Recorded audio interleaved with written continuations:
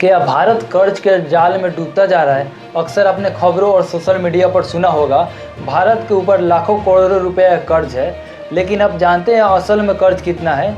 और सबसे बड़ा सवाल है, ये कर्ज देता कौन है? या कोई एक देश है या कोई बैंक? इस वीडियो में पूरी जानकारी के साथ, सटीक आंकड़ों के साथ पूरी खेल को समझेंगे, इसलिए इस वीडियो का आखिर तक जरूर देखिएगा। सबसे पहले बात करते हैं कि कर्ज कितना है। अगर हम फाइनेंशियल ईयर 2025-26 को देखें तो भारत का कुल सरकारी कर्ज देश के जीडीपी के लगभग 80 से 83% के आसपास है। अगर रुपये में बात करें तो 170 लाख करोड़ से भी ज़्यादा होता है। लेकिन आप सोचेंगे कि यह बहुत ज़्यादा पैसा है, लेकिन रुकिए, यहाँ एक बहुत बड़ी ट्विस्ट है।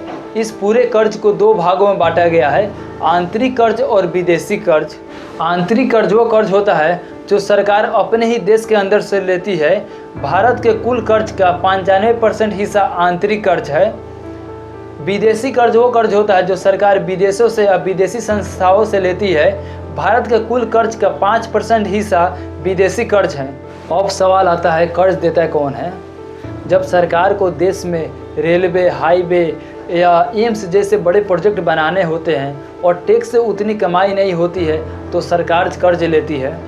आंतरिक कर्ज देता कौन है? इसके लिए सरकार सरकारी बॉन्ड जारी करती है, जिसे हमारे देश के कमर्शियल बैंक, इंश्योरेंस कंपनी जैसे LIC, म्यूचुअल फंड और खुद RBI इसे खरीदते हैं।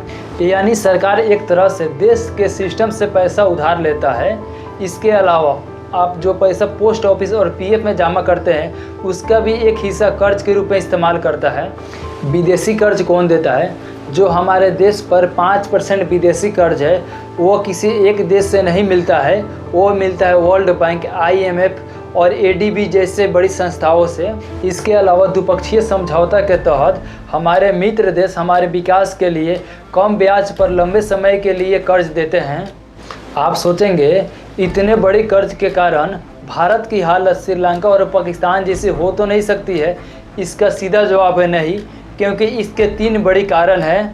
पहला, जैसे मैंने बताया, 95% कर्ज रुपये में है, घरेलू है, जिसे सरकार देश के अंदर से ही मैनेज करती है।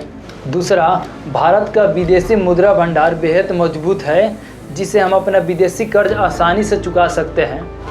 और तीसरा, सरकार जो पैसे कर्ज ली है वह ऐशो आराम पर नहीं, बल्कि देश के इंफ्रास्ट्रक्चर पर खर्च कर रही है, जिसे भविष्य में कमाई होगी।